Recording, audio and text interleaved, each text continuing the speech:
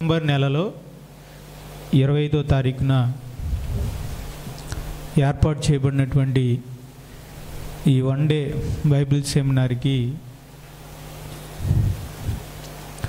చేరి వచ్చినటువంటి ప్రతి ఒక్కరికి మరొకసారి ప్రభు నామంలో నా వందనాలు తెలియజేస్తున్నాను.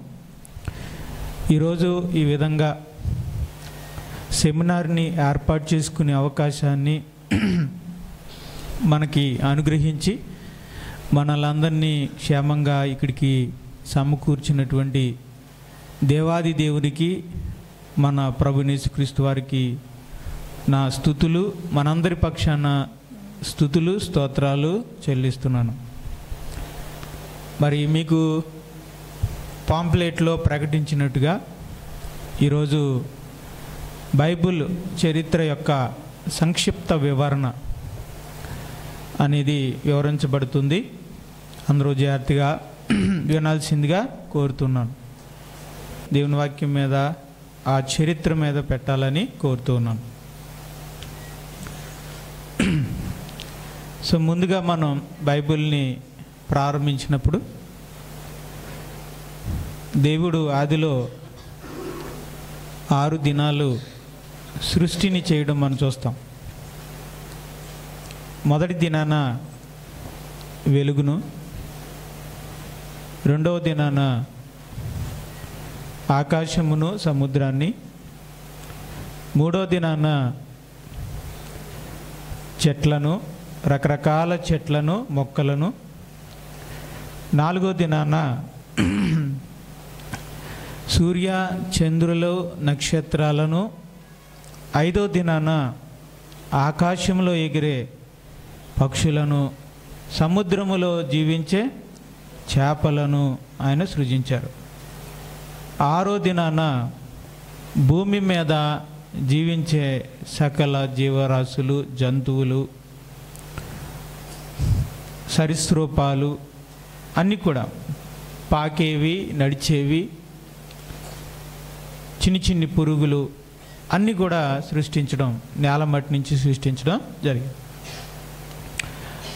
అంతేకాకుండా ఆరో దినాన, అంటే ఇది ఒక కథలా ఉంటుంది, మీరు కథలాగానే వినండి, ఇదంతా కథే. ఓకే, అంటే కథ అంటే ఒక కథలాగా వెళ్తుంది, కానీ ఇది చరిత్ర, బైబిల్లో వ్రాయబడిన చరిత్ర. అంటే నిజంగానే జరిగింది, అది బైబిల్ మాత్రమే చెప్పగలిగింది.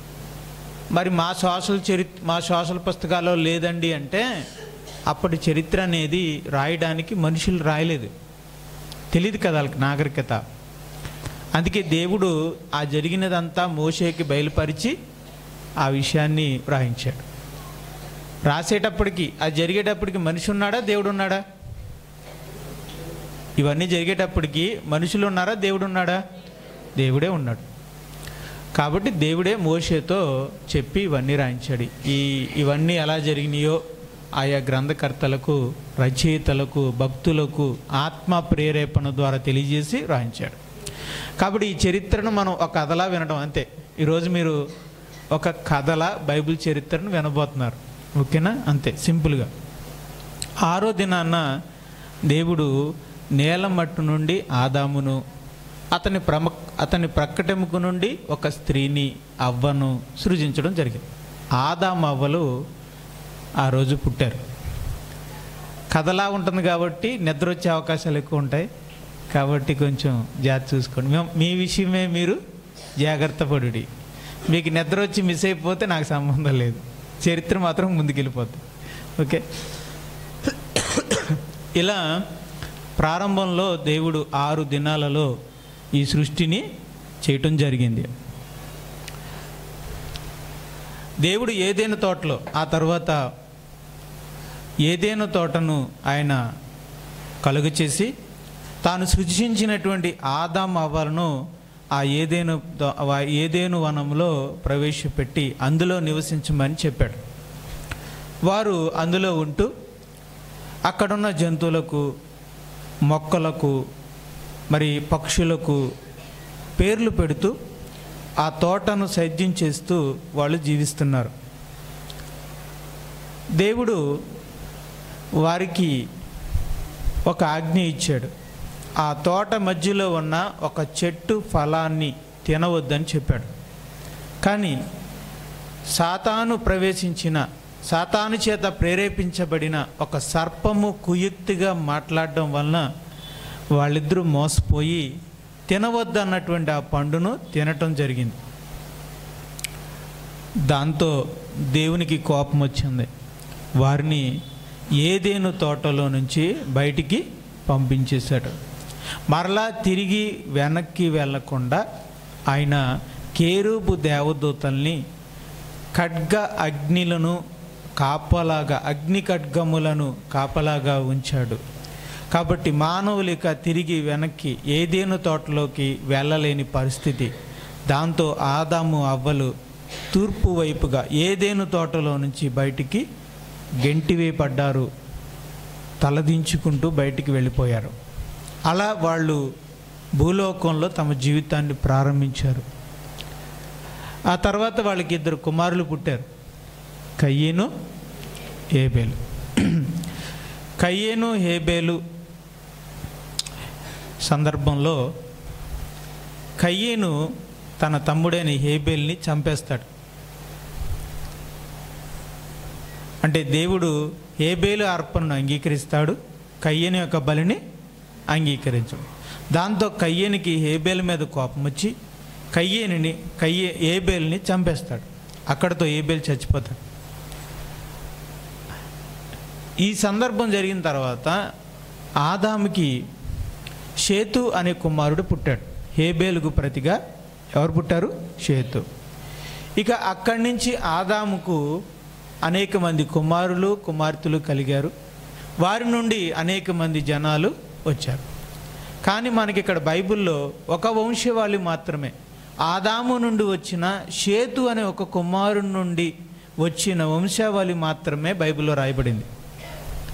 ఒకటి కయ్యేను నుండి వచ్చిన వంశావళి, మరొకటి షేతు నుండి వచ్చిన వంశావళి. ఇంకా చాలా వంశావళులు ఉన్నాయి. వాటిని బట్టి అనేక మంది జనులు విస్తరించారు. కానీ షేతు నుండి ఆ వంశావళి క్రమం ఎలా వెళ్ళిందో చూద్దాం. ఆదాముకు షేతు పుట్టాడు, షేతుకు ఎనోషు పుట్టాడు, ఎనోషుకు కైనాను పుట్టాడు, కైనానుకు మహాలయలు పుట్టాడు, మహాలయలకు ఏరేదు పుట్టాడు, ఏరేదుకు హానోకు పుట్టాడు, హానోకుకు మొతుషేల. ఈ మొతుషేలాకున్న ప్రత్యేకత, హానోకున్న ప్రత్యేకత ఏంటి రాయబడింది. హానోకున్న ప్రత్యేకత ఏంటంటే దేవునితో నడిచి దేవునితో పాటు కొనుక్కోబడినవాడు. అది ఆయనకున్న ప్రత్యేకత. ఆయన కుమారుడే మొతుషేల. ఈయనకి 969 సంవత్సరాల ఆయుష్. ఈ భూమి మీద అత్యధిక కాలం జీవించిన వ్యక్తి ఈయనే. ఆయన కుమారుడే లెమెకు, లెమెకు కుమారుడే నోవాహు. నోవాహు అంటే నెమ్మది అని అర్థం. సరే, నోవాహు తరం వచ్చేసరికి సుమారు సృష్టి ఆదాము పుట్టి ఒక 1500 సంవత్సరాలైంది. ఎన్ని సంవత్సరాలు? 1500 సంవత్సరాలు. ఈ 1500 సంవత్సరాల్లో జనాలు పుట్ల పుట్లగా పుట్టేశారు. భూమి అంతా అప్పటికే నిండిపోయిందట. ఆఫ్రికా ఖండం, ఐరోపా ఖండం, మరి భూమి అంతా నిండిపోయారు వాళ్ళందరూ ఆ తరం. ఆ 1500 సంవత్సరాల్లోనే జనాలు విస్తారంగా పుట్టేసి మొత్తం లోకమంతా విస్తరించేశారు. భూమి అంతా జనాలతో నిండిపోయింది. అయితే జనాలు నిండుతుండటంతో పాటు బలాత్కారము, అలాగే చెడుతనము, భక్తిహీనత, అవిధేయత, చెడు తలంపులు, చెడు కార్యాలు, అలాగే విచ్చలవిడిగా మరి వివాహాలు, అలాగే కామాతృత, ఇవన్నీ కూడా అక్కడ బాగా పెరిగిపోయాయి. మనుషులు తమ యొక్క మంచి మార్గాల్ని చెరిపివేసుకుని వాళ్ళకి నచ్చిన మార్గాల్లో వాళ్ళు జీవిస్తూ వాళ్ళు ఇష్టం వచ్చినట్టుగా బ్రతకడం చూసిన దేవుడికి కోపం వచ్చింది. ఎంత కోపం వచ్చిందంటే ఆ తరాన్ని అంతటిని కూడా జలప్రళయం ద్వారా నాశనం చేయాలన్నంత కోపం వచ్చింది. అయితే దేవుడు భూలోకాన్ని తరిచి చూసినప్పుడు ఒక వ్యక్తి మాత్రం, ఒక కుటుంబం మాత్రం నీతిగా ఉందట. భూమి మీద ఉన్న అన్ని కుటుంబాలు, అందరు వ్యక్తులు చెడిపోయినా చెడిపోకుండా నీతిమంతుడుగా, నిందారహితుడుగా, నిర్దోషిగా జీవిస్తున్న ఒకే ఒక్క వ్యక్తి ఉన్నాడట. ఆయనే నోవాహు. ఆ నోవాహుతో చెప్పాడట తన బాధ అంతా కూడా, నైనా నేను ఈ మానవాళిని అందరినీ సృష్టించిన వాడిని, వీళ్ళందరూ విస్తరించారు, సంతోషించాను, కానీ వీళ్ళతో పాటు చెడుతనం కూడా విస్తరించింది. కాబట్టి చెడుతనంతో నిండిపోయిన ఈ తరాన్ని నేను జలప్రళయం ద్వారా నాశనం చేయబోతున్నాను. అయితే నా సన్నిధిలో నీవే నిందారహితుడిగాను నీతిమంతుడిగాను ఉన్నావు కాబట్టి నిన్ను నేను కాపాడాలనుకుంటున్నాను. కాబట్టి నీకోసం, నీ కుటుంబాన్ని రక్షించుకోవడం కోసం ఓడను సిద్ధపరుచుకో అని కొలతలు ఇచ్చి మరీ చెప్పాడట. ఇక నోవాహు ఏం చేశాడంటే, దేవుడిచ్చిన కొలతల చొప్పున ఒక ఓడను కట్టడానికి సిద్ధపడ్డాడు. అప్పటికి ఆయన వయసు 500 సంవత్సరాలు. కట్టి 600 సంవత్సరాలు వచ్చేదాకా, అంటే సుమారు ఎంత 100 సంవత్సరాలు కట్టాడు. 100 సంవత్సరాలు కట్టాడు. మరి 100 సంవత్సరాలు ఎందుకు పట్టిందంటే, మరి పెద్దవాడ, అది చాలా పెద్దవాడ. తర్వాత ఇక వాడ కడితేనే కూర్చుంటే తనకి పని ఎలాగా, జీవనాధారం ఎలాగా అంటే పగలంతా కట్టడమో, తర్వాత సాయంత్రం వచ్చి వాడ కట్టడమో, ఇలా ఏదో చేసేవాడు అనమాట. మొత్తం మీద ఒక 100 సంవత్సరాలు కష్టపడి ఆయన ఓడను నిర్మించడం జరిగింది. ఆ ఓడ పూర్తయిన తర్వాత నోవాహు కుటుంబము ఓడలోకి వెళ్ళిపోయాక 2 జతలు చొప్పున జంతువులు కూడా ఓడలోకి వెళ్ళిపోయాక ఓడ తలుపు మూయబడింది. ఆ తర్వాత 40 రోజులు ప్రచండమైన వర్షము కురిసింది. ఆ ప్రచండమైన వర్షంలో పర్వతాలు సహా మునిగిపోయినాయి. దాంతో జనాలు చేసేదే లేక ఆ జలప్రలయంలో మునిగిపోయారు, చచ్చిపోయారు. కానీ ఓడ మాత్రం ఒక్కటే, ఆ ఓడ నోవాహు ఓడ మాత్రం ఒక్కటే నీటిలో తేలియాడింది. నోవాహు బ్రతికాడు. నోవాహు భూమి మీదకి అడుగు పెట్టిన తర్వాత నోవాహు నుండి మరలా జనులు విస్తరించారు. నోవాహుని దేవుడు ఆశీర్వదించాడు. నోవాహు, ఆదామును నేను ఆశీర్వదించాను, అలాగే నిన్ను కూడా నేను ఆశీర్వదిస్తున్నాను, నీ నుండి జనములు విస్తరిస్తారు అని నోవాహుతో చెప్పాడు. దేవుని ఆశీర్వాదం వల్ల నోవాహుకి 3 కుమారులండి. ఎంతమంది? షేము, హాము, యాపేతు. షేము, హాము, రైట్. షేము, హాము, యాఫేతుల నుండి మరలా జనాలు చక్కగా విస్తరించారు. కానీ ఈసారి జనాలు విస్తరించకుండా ఒక చోటనే ఉండిపోయారట. అది ఎక్కడ అంటే ఇరాక్ అని ఇప్పుడు దేశం. అప్పుడు మెసొపొతేమియా అనే ఒక మైదానంలో, మెసొపొతేమియా అనే ఒక మైదానం, అది ఎక్కడ ఉందంటే యూఫ్రాటీస్కు నదికి, టైగ్రస్ నదికి మధ్యలో ఉన్నటువంటి ప్రాంతం అన్నమాట. అక్కడ ఉంది ఆ మంచి ప్రాంతం. ఈ ప్రాంతం ఏదో బాగుంది, ఇక్కడే ఉండిపోదాం మనం అందరం అని చెప్పి జనాలందరూ కూడా అక్కడే కిక్కిరిసినట్టుగా ఉండేవారట. కానీ దేవుని చిత్తం అది కాదు కదా. మనుషులు ఈ భూమి అందంతటా విస్తరించాలి. అయితే వాళ్ళందరూ అనుకున్నారట, మనమందరం ఇక్కడి నుంచి చెరిగిపోవద్దు, చెదిరిపోవద్దు, అందరం ఇక్కడే జీవిద్దాం, అన్ని జాతుల వారు ఇక్కడే ఉందాం, మనమందరం కూడా ఇక్కడే ఉండి మనకు మంచి పేరు రావడం కోసం ఎత్తైన గోపురాన్ని ఒకటి కడదాము అనుకున్నారట. అలా వాళ్ళు గోపురాన్ని కట్టడానికి పని ప్రారంభించారు. ఆ మధ్యలోనే దేవుడు ఏం చేశాడంటే, వారి ఆలోచనలు తలక్రిందులు చేసి వారి భాషల్ని తారు మారు చేశాడట. జాతుల భాషలు మారిపోయినాయి. ఒక జాతి వాళ్ళ భాష మరొక జాతి వాళ్ళ భాష మారిపోయింది. ఇప్పుడు మనం గుంటూరు వెళ్ళామనుకోండి, తెలుగు వాళ్ళే, కానీ ఆ స్లాంగ్ వేరు. కడప వెళ్ళామనుకోండి, ఆ స్లాంగ్ వేరు. తెలంగాణ వెళ్ళామనుకోండి, ఆ స్లాంగ్ వేరు. శ్రీకాకుళం వెళ్ళామనుకోండి, ఏటంటారు అంటారు, ఆ స్లాంగ్ వేరు. అలాగా కొన్ని రోజులు ఆగితే ఏమవుతుంది, ఇప్పుడు ఉదాహరణకు మనం కడప వెళ్ళామనుకోండి, వాళ్ళ తెలుగు మనకు అర్థం కాదు, మన తెలుగు వాళ్ళకి అర్థం కాదు. శ్రీకాకుళం వెళ్ళామనుకోండి, వాళ్ళు ఏమంటున్నారు మనకు అర్థం కాదు, ఒగ్గే అంటారు, అర్థమైందా? మనకేమో అర్థం కాదు. మనమేమనుకుంటాం వదిలే అంటాం మనం, అది వాళ్ళకి అర్థం కాదు. అంటే భాష ఏమైంది, ప్రాంతానికి తారుమారైంది. ఇక అందుకని ఏమైందంటే భాషల్లో వేరైపోయింది. భాషలు తారుమారయ్యేసరికి వాళ్ళ మధ్యన కమ్యూనికేషన్ అనేది కుదరలేదు. దానివల్ల భాషలను బట్టి మనుషులు వేరైపోయారు, అక్కడి నుంచి వెళ్ళిపోయారు. అందుకే ఆ చోటికి తారుమారు అని పేరు పెట్టారట. ఏమని పేరు? తారుమారు. దాన్నే అరామిక్లో లేదా హిబ్రూలో బాబేల్ అన్నారు. ఏమన్నారు? బాబేల్. అదే ఈరోజు బాగ్దాదు అనేటువంటి సిటీ. ఇరాక్ దేశంలో బాగ్దాద్ అనేటువంటి ఒక ఊరు ఉంటుంది. ఆ బాగ్దాదే ఒకప్పుడు బాబేల్ అన్నమాట. అంటే బైబిల్లో జరిగిన ఈ సందర్భం అక్కడ జరిగిందనమాట, ఇరాక్ ప్రాంతంలో జరిగింది. సరే, ఇలా ఈ బాబేలు గోపురం నుండి జనాలు ఏమయ్యారు? ఒక చోటనే ఉండిపోయిన జనాలు భూమి అందంతటా విస్తరించారు. మనకు తెలుసు కదా ఎన్ని ఖండాలు ఉన్నాయి మనకి అమ్మా? 7 ఖండాలు కదా, చెప్పగలరా? ఆసియా, ఐరోపా, ఆఫ్రికా, ఉత్తర అమెరికా, దక్షిణ అమెరికా. ఇదిగోండి, నాకు కనిపిస్తుందా?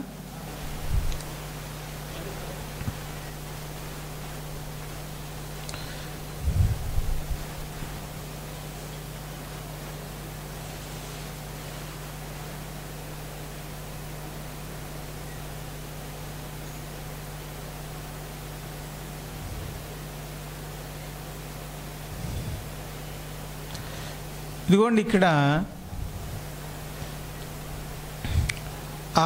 అక్కడి నుంచి ఆ బాగ్దాద్ అనేటువంటి పాయింట్ అక్కడ పెట్టాడు.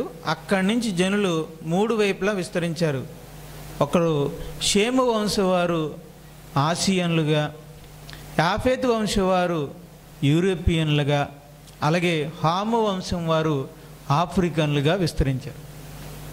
అంటే నోవాహు నుండి వచ్చిన 3 కుమారులు, ఆ 3 కుమారుల నుండి వచ్చిన 3 వంశాలు 3 వైపులుగా వెళ్ళిపోయారు, 3 వైపులుగా విస్తరించారు. షేము యొక్క కుమారులు ఆసియా మైనర్, ఆసియా అందంతటా విస్తరించారు. యాఫేతు నుండి వచ్చిన వంశాలు ఐరోపా ఖండంలో విస్తరించారు.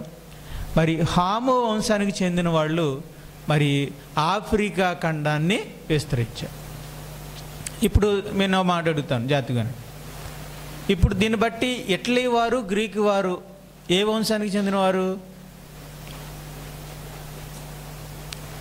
యాఫేతు వంశానికి చెందినవారు. ఇప్పుడు అబ్రహాము, బబులోను, అషూరియులు, సిరియన్లు వీళ్ళందరూ కూడా ఏ దేశానికి చెందిన వాళ్ళు అంటే ఏ వంశానికి చెందిన వాళ్ళు? షేము వంశానికి చెందినవాళ్ళు.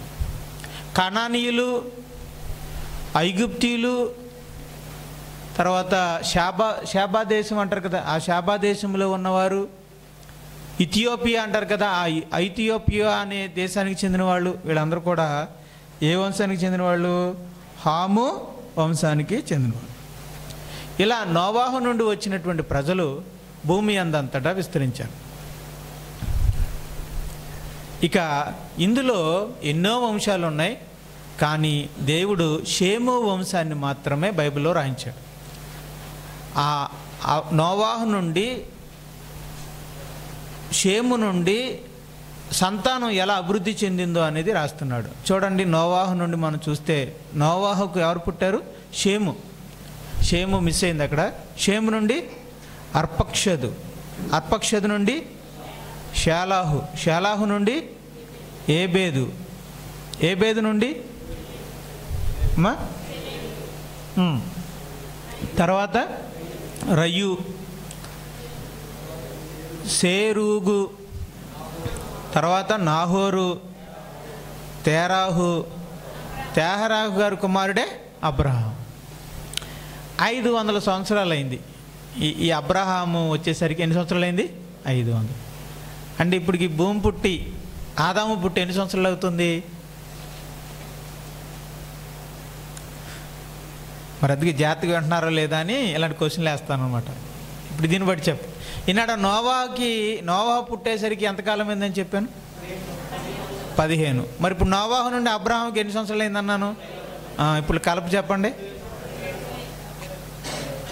ఎంతండి? 2000.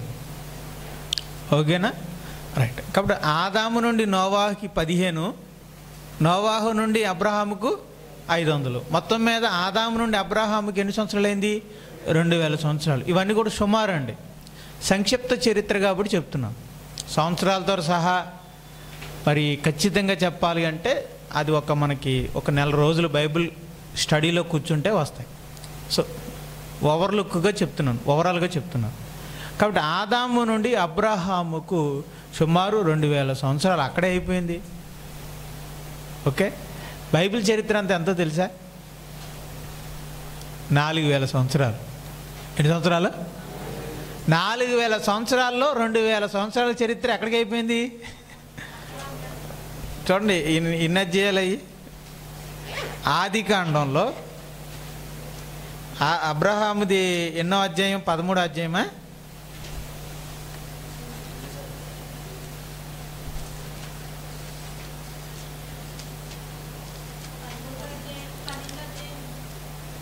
ఇదిగో చూడండి, 12వ అధ్యాయం. అంటే మొదటి 11 అధ్యాయాలకి ఎంతకాలం పట్టిందనమాట? అంటే ఆది కాండంలో మొదటి 11 అధ్యాయాలకే ఎన్ని సంవత్సరాలు గతించిపోయింది? 2000 సంవత్సరాలు. మళ్ళీ అబ్రహాం నుండి యేసుక్రీస్తు వరకు ఎన్ని సంవత్సరాలు?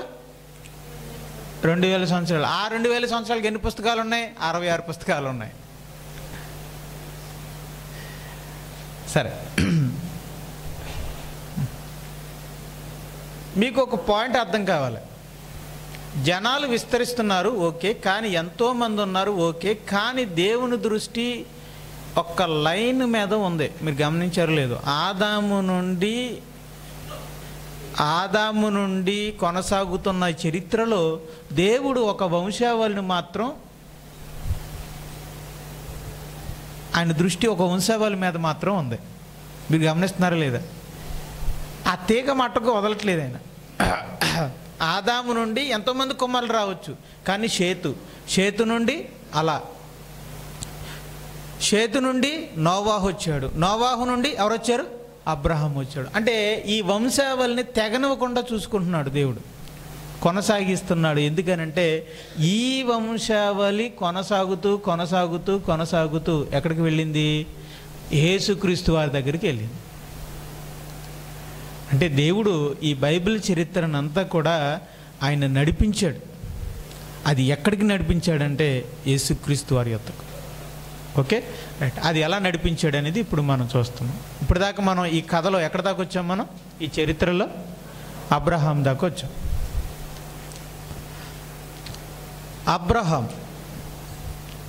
అబ్రహాము కూడా షేము సంతానం కనుక ఆయన ఆసియాలో ఉన్నాడు. కల్దీల దేశమని బబులోను దేశం అనే ఊర్లో ఉన్నాడు. ఆయన ఊర్ అనేటువంటి ఊర్లో ఉన్నాడు. ఊర్ అనేటువంటి పట్టణంలో ఆయన ఉండేవాడు అనమాట. అక్కడ ఆయన ఏకదేవుడైనటువంటి ఈ తండ్రిని తెలుసుకున్నాడు, దేవాదేవుని. అప్పుడు దేవుడు ఆయనకి వాక్కు ద్వారా ప్రత్యక్షమయ్యి, అబ్రహాము, నీవు నీ సంతానమును, లేదండి క్షమించండి, నీవు నీ భార్యని నీ సమస్తాన్ని తీసుకుని నిన్ను చూపించేటువంటి దేశానికి రావాలి అని చెప్పాడు. రైట్. అదే మీరు ఇక్కడ చూస్తున్నారు. చూడండి, ఇక్కడ ఉంటుందండి ఊరు. రెడ్ పాయింట్ కనపడుతుందా అక్కడ? రైట్. ఆయన ఇలా నడుచుకుంటూ ఏదో పాలపిట్ట రంగులో దారేసాడు చూడండి. ఆ దారంటా నడుచుకుంటూ ఇదిగోండి ఇక్కడికి వచ్చాడు. ఇదే కానాను దేశం. ఏ దేశం? కానాను దేశం. రైట్. అంటే బబులోను దేశం నుండి ఎక్కడికి వచ్చాడు? కానాను దేశానికి వచ్చాడు. విచిత్రం ఏంటంటే ఆయన పిల్లలు తప్పు చేస్తే కానాను దేశం నుంచి ఎక్కడికి పంపించాడు? నాకు ఇప్పుడే వచ్చింది ఐడియా. ఆయన వచ్చింది ఎక్కడి నుంచి? బబులోను నుంచి. కానీ ఆయన పిల్లలు తప్పు చేస్తే చెరలోకి ఎక్కడికి పంపించాడు? ఆయన బబులోను దేశానికి పంపిస్తాడు. మీరు విందాగానండి చరిత్ర. అంటే కొంతమంది తెలుసు కాబట్టి అడ్వాన్స్గా చెప్పాను.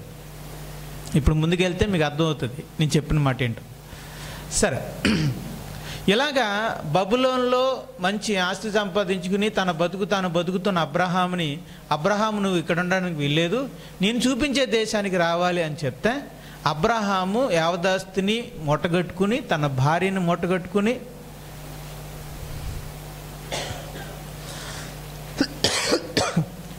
ఇదిగో కానాను దేశానికి వచ్చాడు. కానాను దేశంలో ఉండగా దేవుడు అబ్రహామును ఆశీర్వదించాడు. అబ్రహాము, నీకు సంతానాన్ని ఇస్తాను, ఆ సంతానాన్ని ఆశీర్వదిస్తాను, విస్తరింపచేస్తాను. ఎంతగా అంటే ఆకాశ నక్షత్రములంతా, ఇసుక రేణువులు అంతగా విస్తరింపదేసి, ఇదిగో నేను తీసుకొచ్చానే ఈ కానాను దేశం, ఈ కానాను దేశాన్ని నీ బిడ్డలకు ఇస్తాను. నాలుగో తరానికి ఇస్తాను సుమా.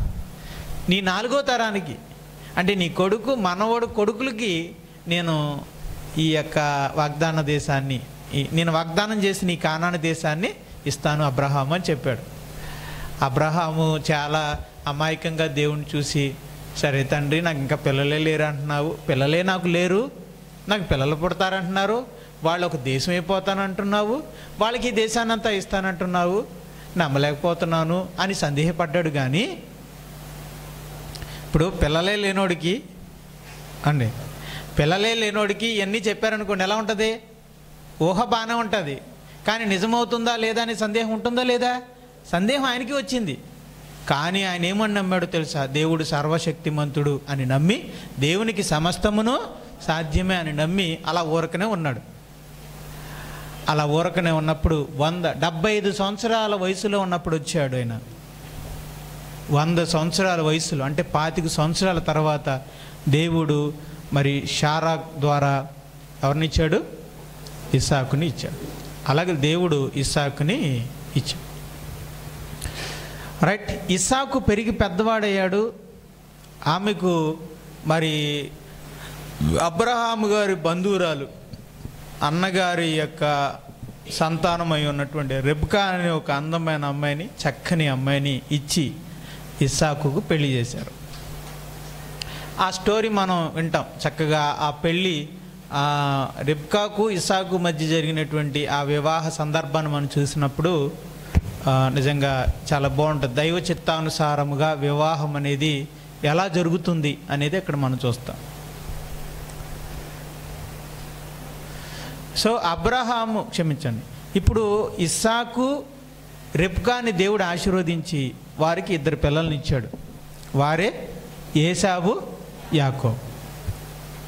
అబ్రహాంకి ఇస్సాకు పుట్టాడు. ఇస్సాకు ఎవరు పుట్టారు అమ్మా?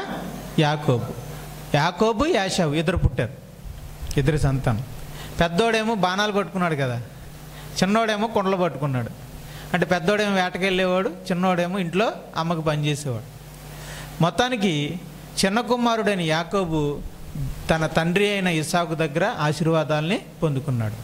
పొందుకున్న తర్వాత ఇదిగో అతడు తన ఇంటిని విడిచిపెట్టి ఒంటరిగానే తన మేనమామ అయిన లాబాను దగ్గరికి వెళ్ళిపోతాడు. అంటే తన తల్లికి అన్నయ్య దగ్గరికి, తన తల్లి అన్నయ్య అంటే తన మేనమామ దగ్గరికి వెళ్ళిపోతాడు. రైట్. అక్కడికి వెళ్ళాక యాకోబుకి వివాహం అవుతుంది. అక్కడ ఆయనకి 4 వివాహాలు జరిగినాయి. అంటే 4 భార్యలు యాకోబు గారికి. తర్వాత ఆయనకు వివాహం అవడంతో పాటు గొర్రెల మందలు, మరి మేకల మందలు, పశువులు, ధనము, దాసదాసీలు, పనివాళ్ళు, బహుధనవంతుడైపోయాడు అక్కడ. ఆ తర్వాత బహుధనవంతుడిగా అయిపోయిన తర్వాత ఆ సందర్భంలోనే దేవుడు ఆయన్ని ఆశీర్వదించి తన 4 భార్యల ద్వారా 12 కుమారులు జన్మించారు. ఎంతమంది? 12 కుమారులు. ఆ 12 మంది 4 భార్యల్ని, 12 కుమారుల్ని, తనకున్న పశువుల్ని, తనకున్న యావదాస్తిని, తనకున్న పనివాళ్ళని అందరినీ చేత పట్టుకుని మరలా యాకోబు ఎక్కడికి వచ్చాడు? తన వాగ్దాన దేశానికి, కానాను దేశానికి, తండ్రి ఇంటికి మరలా వచ్చేసాడు.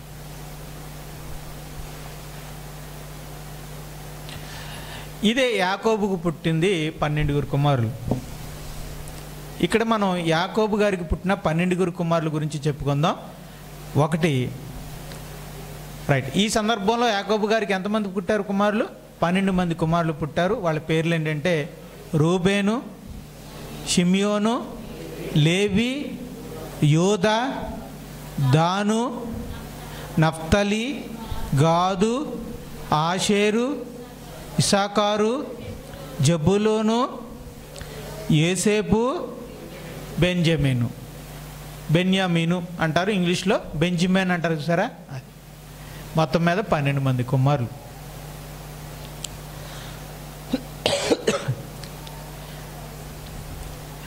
ఈ 12 కుమారులు యాకోబు కలిగి ఉన్నాడు.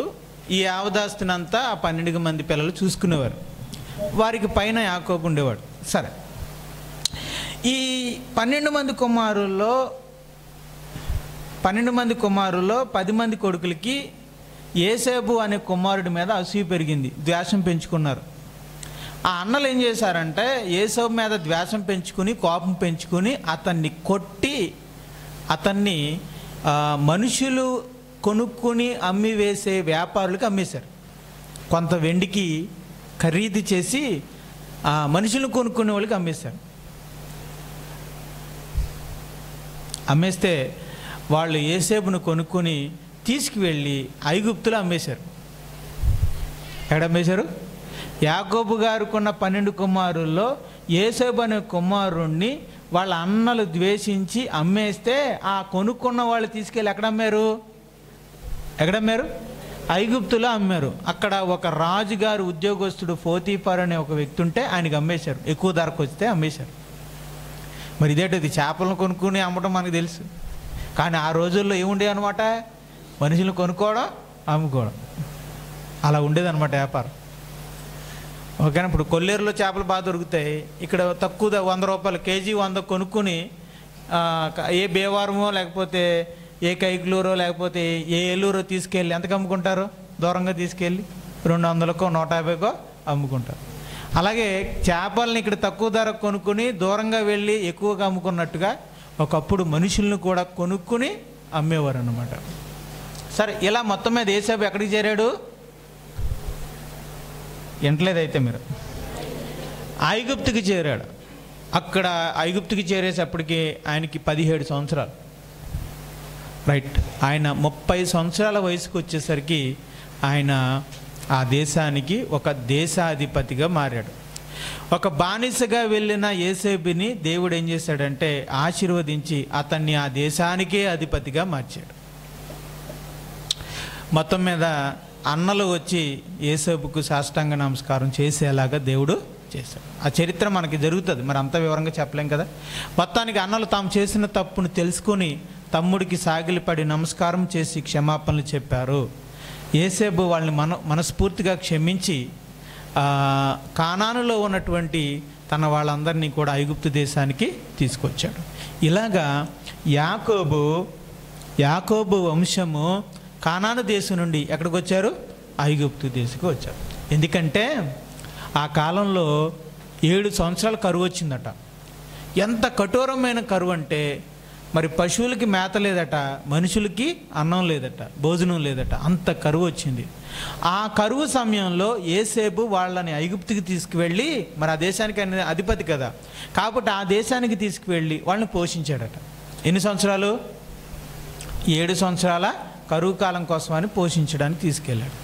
ఇలాగా యాకోబు తన 12 కుమారుల్ని, మనవల్ని, మనవరాల్ని, భార్యల్ని, యావదాసిని, మరి దాసదాసీల్ని మొత్తం తీసుకొని ఎక్కడికి బయలుదేరాడు?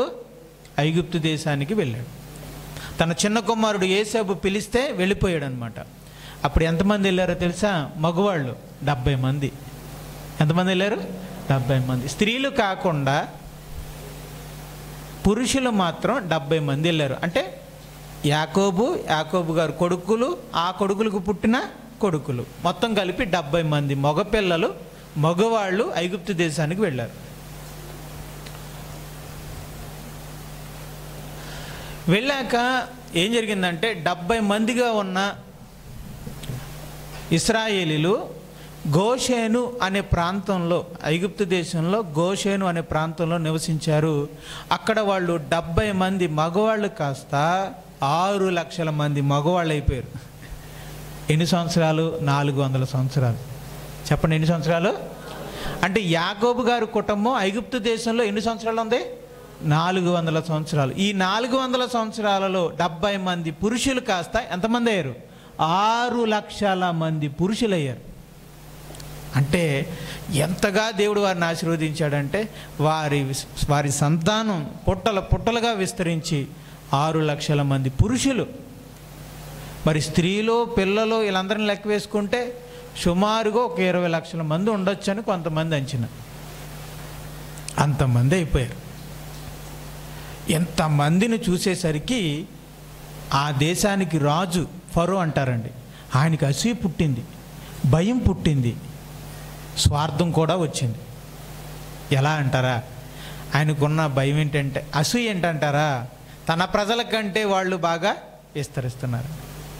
భయం అంటారా? ఒకవేళ వాళ్ళే తిరగబడి మా మీదకి లేచి మమ్మల్ని పక్కకు పంపించి వాళ్ళు దేశాన్ని ఆక్రమిస్తారేమోనని అదో భయం. ఇక మూడోదిగా ఏం చెప్పాను? స్వార్థం అంటారా? వీళ్ళని ఎలాగే వదిలేయడం ఎందుకు? ఇంతమంది జనాలు ఉన్నారు కదా, వీళ్ళతో పనులు చేయించుకుంటే మన పనులన్నీ సులువైపోతాయి కదా అని అలా స్వార్థంగా ఆలోచించుకున్నాడు. ఇలా 3 రకాలుగా ఆలోచించి ఐగుప్తు రాజు ఇశ్రాయేలీయుల్ని బాధ పెట్టడం మొదలుపెట్టాడు. ఆ బాధలు తాళలేక ఇశ్రాయేలీయులు దేవునికి మొరపెడితే దేవుడు మోషేని పుట్టించాడు, నాయకుడిని పుట్టించాడు. ఆయన పేరే మోషే. ఈయన లేవి గోత్రంలో పుట్టినవాడు మోషే పుట్టాడు. మరి మోషే పెరిగి పెద్దవాడైన తర్వాత దేవుడు మోషేని పిలిచాడు. పొద అగ్నితో కాలుతూ ఉండగా దేవదూత అగ్నిలో ప్రత్యక్షమయ్యి ఆ దేవదూత ద్వారా దేవుడు మోషేని పిలవడం జరిగింది. మోషే రావాలి, నా జనులను విడిపించడానికి నువ్వు నాకు ఉపయోగపడాలని చెబితే మోషే విధేయుడై దేవుని మాటకు లోబడి వెళితే ఆ మోషే ద్వారా దేవుడు ఇశ్రాయేలీయుల్ని విడిపించాడు. 10 తెగుళ్ళు. ఎన్ని తెగుళ్ళు? 10 తెగుళ్ళు ఐగుప్తులో కలిగించగానే ఫరో రాజు దండం పెట్టి, బాబు మీ దేశానికి మీరు వెళ్ళిపోండి అని చెప్పి వదిలేశాడు. ఇక దాంతో మోషే ప్రజలందరినీ తీసుకొని ఎర్ర సముద్రాన్ని దేవుని సహాయంతో 2గా చీల్చి ఆ ఎర్ర సముద్రము గుండా దేశాన్ని దాటించాడు. అలా ఇశ్రాయేలీయులు ఐగుప్తు దేశంలో నుండి అవతలకి ఎర్ర సముద్రాన్ని ఐగుప్తు దేశంలో నుండి విడుదల పొందిన తర్వాత వాళ్ళు ఎక్కడికి వెళ్ళారు? విడుదల పొందిన తర్వాత వాళ్ళు ఐగుప్తు దేశం నుండి ప్రయాణం చేసుకుంటూ ఈ రెడ్ కలర్లో వేసిన లైన్ ఉంది చూశారు, ఇదే వాళ్ళు నడిచిన మార్గం. ఈ మార్గంలో నడుచుకుంటూ ఇదంతా అరేబియా ఎడారండి. ఇది అరేబియా దేశానికి వెళ్ళిన వాళ్ళు తెలుస్తుంది అదంతా ఎడారి. ఇదిగోండి, ఇది సేనాయి పర్వతం కాడకు వచ్చారు. అక్కడ దేవుడు వాళ్ళకి ధర్మశాస్త్రాన్ని ఇచ్చాడు. ఆ తర్వాత నడుచుకుంటూ ఇదిగో ఈ దారిలో నడుచుకుంటూ మళ్ళా పైకి వెళ్ళి కిందకి దిగి మళ్ళా ఇదిగో నడుచుకుంటూ ఇక్కడికి వచ్చారు. ఇదే కానాను దేశం. సో ఆ కానాను దేశానికి వచ్చారు. అక్కడ వరకు అంటే కానాను దేశానికి రాలేదు. మీరు గమనిస్తే చూడండి, వాళ్ళు ఇంకా సముద్రానికి పక్కనే ఉన్నారు. ఇంకా కానాను ఎక్కడుంటుంది? ఆ తర్వాత ఉన్నదే ఇదిగోండి, ఆ తర్వాత ఉన్న భాగమే ఏంటనమాట కానాను దేశం. అక్కడ వరకు మోషే నడిపించి కన్ను మూసి దేవుని సన్నిధికి వెళ్ళిపోయాడు. అప్పుడు అధికార బాధ్యతలు యెహోషువకి ఇచ్చారు. అప్పుడు యెహోషువ నాయకుడయ్యాడు. యెహోషువ గారి నాయకత్వంలో ఇశ్రాయేలీయులు కానాను దేశంలోకి ప్రవేశించి అక్కడ 7 జాతుల వారు ఉంటే వాళ్ళతో యుద్ధం చేసి వాళ్ళని ఓడించి అక్కడి నుంచి వాళ్ళని బయటికి పంపించి ఆ దేశాన్ని స్వాధీనపరచుకోవడం జరిగింది. ఎంతమంది జాతులు? 7 జాతులు. 7 జాతులు తెలుసండి కొంతమంది? కనానీయులు, హివ్వీలు, హిత్తీయులు, యెబూసీయులు, గిర్గాషీయులు, అమోరీయులు, ఇలా ఎంతోమంది ఉంటారండి. వీళ్ళందరూ ఉంటారు అక్కడ. వాళ్ళందరినీ పంపించేసి వీళ్ళు ఆక్రమించుకున్నారు. దీనికి ఎంత సంవత్సరాలు పట్టిందంటే 30 సంవత్సరాలు. ఎన్ని సంవత్సరాలు? 30 సంవత్సరాలు. మోషే గారికి వచ్చేసరికి ఇది జరిగేసరికి 500 సంవత్సరాలు పట్టింది. అబ్రహాము నుంచి ఇది జరగడానికి ఎన్ని సంవత్సరాలు పట్టింది? 5. అంటే ఇప్పుడు మనం ఎక్కడి నుంచి ఉన్నాం? ఆదాము నుండి ఈ చరిత్రలో ఎన్ని సంవత్సరాలు జరిగినాయి ఇప్పటికి? ఎన్ని సంవత్సరాలు? 2500 సంవత్సరాలు అయింది. అంటే కానాను దేశానికి వాళ్ళు ప్రవేశించేసరికి 2500 సంవత్సరాలు అయింది. ఇప్పుడు తర్వాత చరిత్ర ఏం జరిగిందో చెప్తాను. ఇశ్రాయేలీయులు కానాను దేశంలోకి ప్రవేశించిన తర్వాత వాళ్ళు ఒక దేశంగా, ఇశ్రాయేలు దేశంగా ఏర్పడి వాళ్ళు దేవుడిచ్చిన ఆ దేశంలో సుఖశాంతులతో జీవించేవారు. మరి వాళ్ళకంటూ ఒక నాయకుడు ఉండాలి కదా, రైట్. ఆ కాలంలో వాళ్ళకి నాయకులు ఉండేవారు. వాళ్ళే న్యాయాధిపతులుగా ఉండి ఇశ్రాయేలీయులను పరిపాలించేవారు. అయితే వీళ్ళు కానాను దేశానికి వెళ్ళిన కొద్ది కాలానికే వీళ్ళు విగ్రహారాధికులుగా మారారు. మీరు ఇక్కడ గమనిస్తే ఒక సర్కిల్ వేసాను చూడండి. అందులో ఒక చక్రం తిరిగింది. ఈ న్యాయాధిపతులు పరిపాలించిన కాలంలో ఒక చక్రం అక్కడ జరిగింది. ఏంటి ఆ చక్రం అంటే, వీళ్ళు కొంతకాలానికి విగ్రహారాధికులుగా మారిపోయేవారు. దేవుడు వాళ్ళని శత్రువులకు అప్పగించేవాడు. కనపడుతుందండి, అది ఒక చిన్న బొమ్మలా కనపడుతుంది. విగ్రహార్థులుగా మారిపోయేవారు. దేవుడు కోపం వచ్చి ఏం చేసేవాడు? శత్రువులకు అప్పగించేవాడు. ఆ తర్వాత వాళ్ళకి బుద్ధి వచ్చి ఏం చేసేవారు? దేవునికి మారుపెట్టేవారు. అప్పుడు దేవుడు వాళ్ళ కోసం ఎవరిని పంపేవాడు? న్యాయాధిపతిని, రక్షకుడిని పంపేవాడు.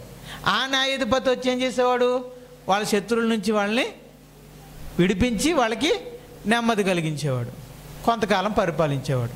ఆ న్యాయాధిపతి చనిపోగానే, ఆ నాయకుడు చనిపోగానే మరలా ఏమైపోయారు? వీళ్ళు మళ్ళీ విగ్రహారాధికులు అయిపోయేవారు. మరలా దేవుడికి ఏమొచ్చేది? దాంతో దేవుడు ఏం చేసేవాడు? శత్రువులకు అప్పగించేవాడు.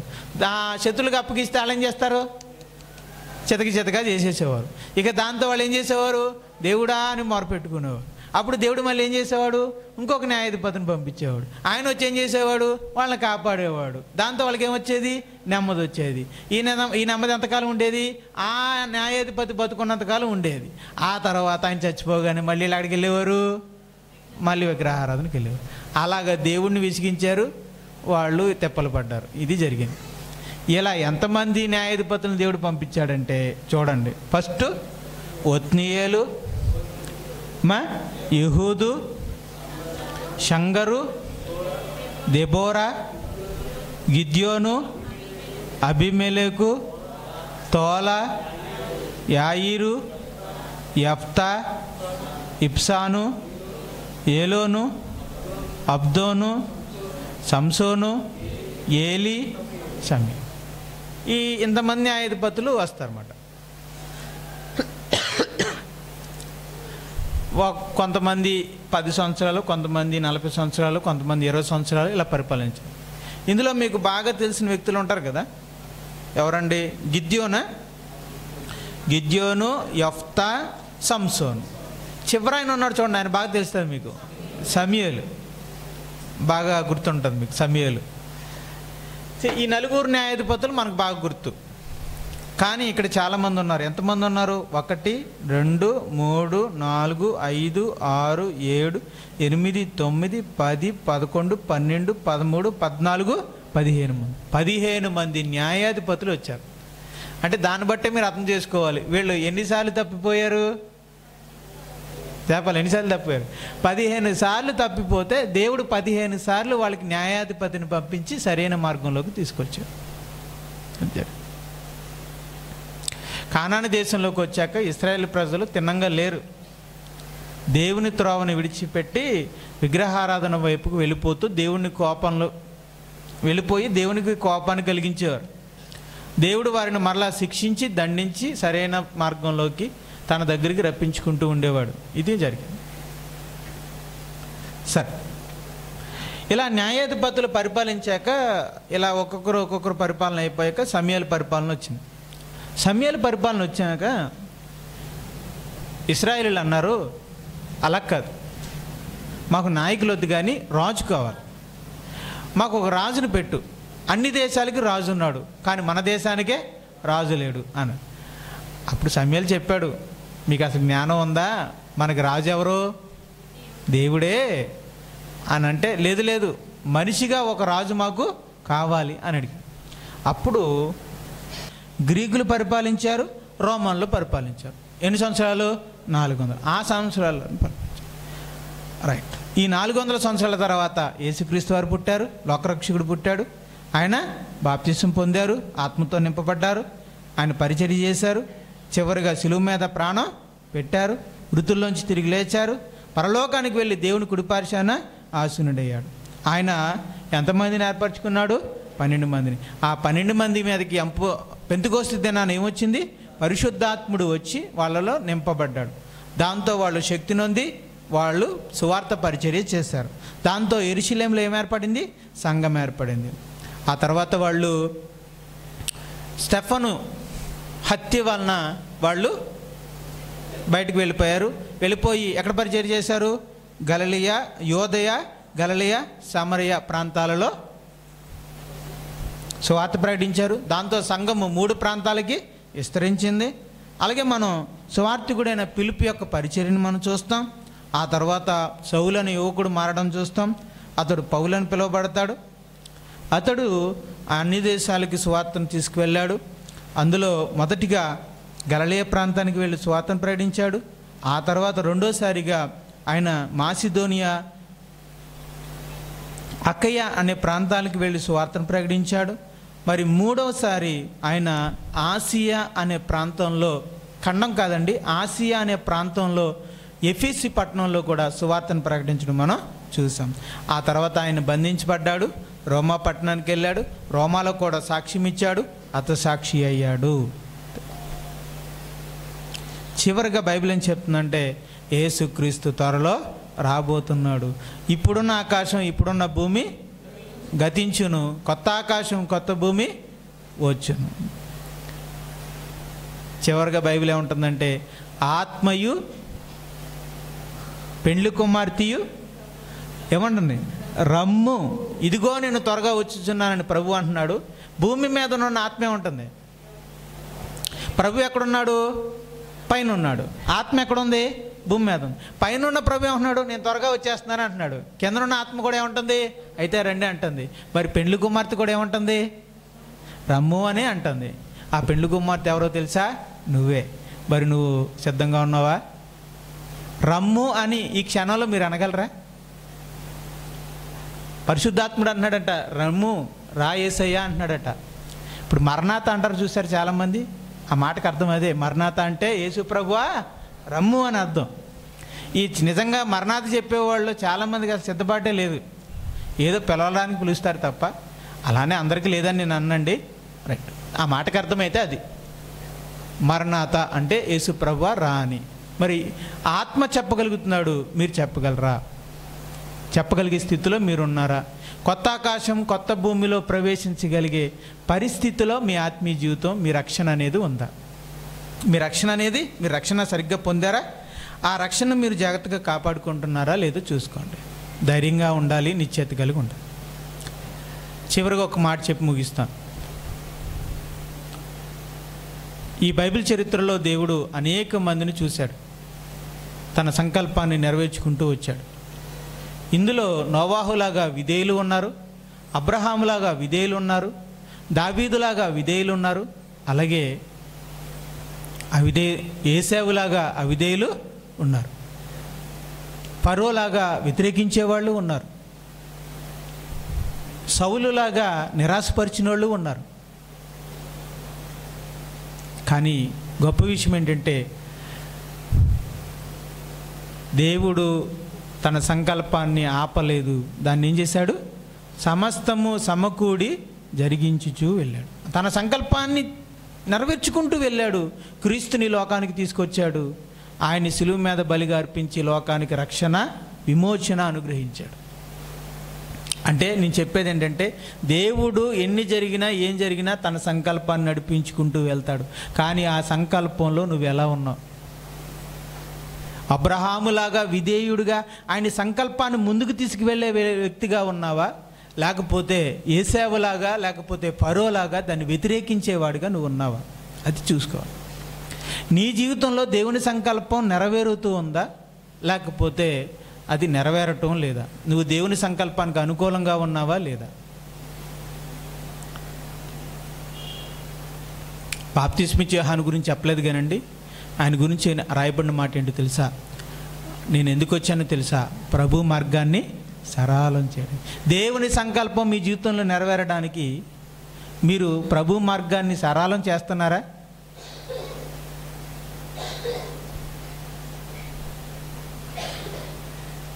బాప్తిస్మిచ్చే యోహాను ప్రభు మార్గాన్ని సరళం చేశాడు. మరి పరిసయ్యులు ఆయన సంకల్పాన్ని నిరాకరించారు. బాప్తిస్మిచ్చే యోహాను తన జీవితంలో సంకల్పాన్ని నెరవేర్చాడు, నెరవేరడానికి అనుమతినిచ్చాడు. ఆ విధంగా తన జీవితాన్ని అనుకూలంగా మలుచుకున్నాడు. కానీ పరిసయ్యులేమో దేవుని సంకల్పాన్ని వ్యతిరేకించారు, విరోధించారు. కానీ దేవుడు తన సంకల్పాన్ని ఆపాడా? ఆపలేదు. కనుక సంకల్పం నడుస్తూనే ఉంటుంది. కానీ ఆ సంకల్పంలో నువ్వు బాప్తిస్మిచ్చే యోహానులాగా ఆయన మార్గానికి సిద్ధపరుస్తావా, లేకపోతే అడ్డులు వేసుకుంటావా నీ జీవితంలో అనేది దాన్ని బట్టే రేపొద్దున తీర్పు పొందుతాం. ఉదాహరణకు మాట చెప్తున్నానండి.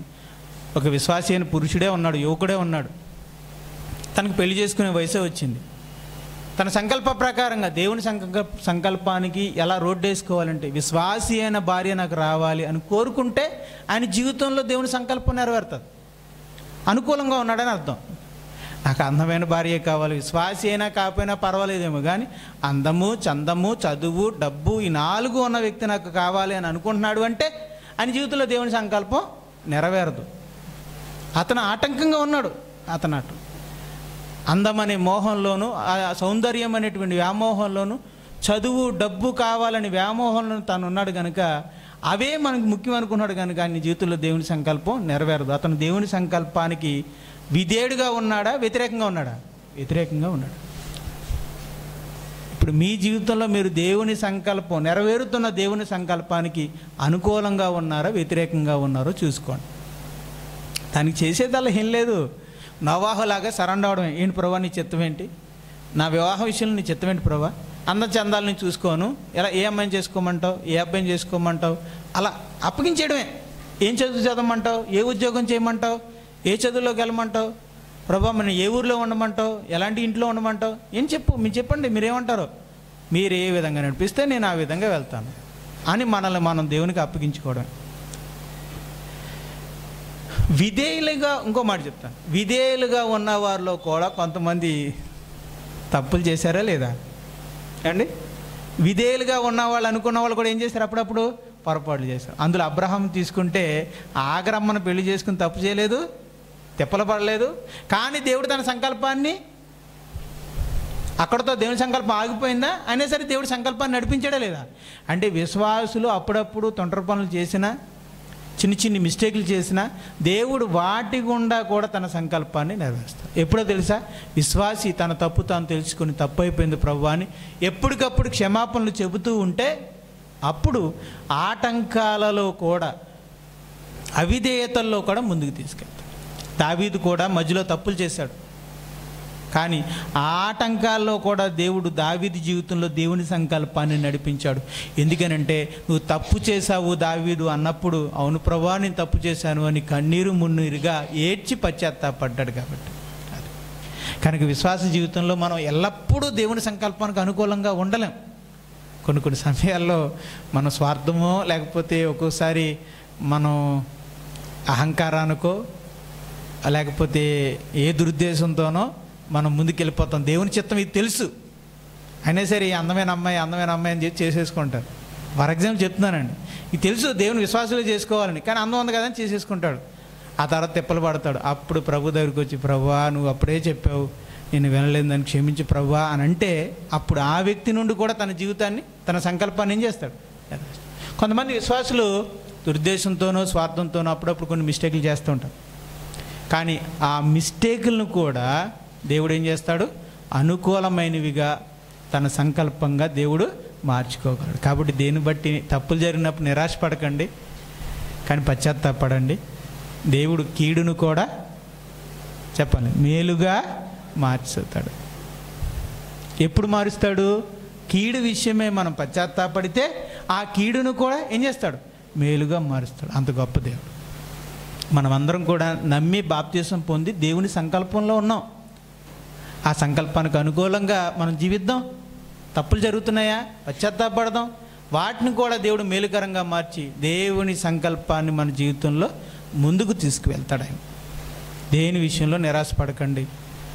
దేని విషయంలోనూ నిస్పృహలకు, లేకపోతే ఆత్మీయ జీవితంలో నేను వెనక్కి వెళ్ళిపోతాను, ఇంకెందుకు నాకు అని మీరు ఎప్పుడు వెనక్కి వెళ్ళకండి. ముందుకే వెళ్ళండి. జరుగుతాయి. ఆ పొరపాట్లన్నింటినీ కూడా మరి మంచి విషయాలుగా మార్చి, ఏ విషయంలో మనం పొరపాట్లు చేశామో ఆ విషయంలోనే మేలైన వారిగా, ఉపయోగపడేవారిగా మారుస్తాడు దేవుడు. యాకోబు ఒక మోసగాళ్ళు అంటాడు. మరి అలాంటి వ్యక్తినే ఒక నిజాయితీపరుడిగా మార్చలే. సౌలే ఒక దుర్మార్గుడు, భయంకరమైన వ్యక్తి. అలాంటి వ్యక్తిని అన్ని జనులకు సువార్త ప్రకటించేవాడిగా మార్చలా. కనుక మనల్ని కూడా దేవుడు ఒక మంచి పాత్రలుగా వాడుకుంటాడు. మనం చేయగలిగింది అలా ఒకటే, దేవుని సంకల్పానికి విధేయత, ఎప్పటికప్పుడు పశ్చాత్తాపం. చెప్పండి, విధేయత చూపాలి, చేసిన పాపాలకు పశ్చాత్తాపడుతూ ఉండాలి. అంతే. ప్రభు ఏంటి ప్రభా, మరి మీరు 2 దారిలో వెళ్ళాలనుకున్నప్పుడు ఏంటి ప్రభా, ఏం చేయమంటారు? 2 ఉద్యోగాలు మీ ముందున్నప్పుడు ఏ ఉద్యోగాన్ని ఎంచుకోవాలి చెప్పు ప్రభా. 2 అమ్మాయిలు మీ ముందున్నప్పుడు ఏ అమ్మాయిని పనులు చేసుకోవాలి ప్రభా. ఏ 2 ఊర్లకు వెళ్ళాలనుకున్నప్పుడు ఏ ఊరికి వెళ్ళాలి ప్రభా అని మీరు అడుగుతూ ఉండండి. ప్రార్థన చేస్తే, మీరు విధేయత చూపిస్తే, మీ స్వార్థాన్ని, మీ ఆలోచన మీరు చెప్పేటప్పుడు కూడా దేవుడా ఆ ఊరికి వెళ్తే కొంచెం బాగుంటుంది ప్రభా, ఒకవేళ ఆ ఊరు వెళ్ళమంటావా అని మీరు అనేయకూడదు. మనం అనేయకూడదు. నీ ఇష్టం ప్రభా, ఏం చేయమంటావు? ఈ ఊరికి వెళ్తా, ఆ ఊరికి వెళ్తా, ఈ 2 ఊర్లో ఎటు వెళ్తే మంచిది అంటావు, నేను నీ చిత్తమేంటి ప్రభా అని ఆయన దగ్గర పెట్టి ముందుకెళ్ళేవారుగా మనం ఉంటాం. ఓకేనండి? ప్రార్థన చేసుకో.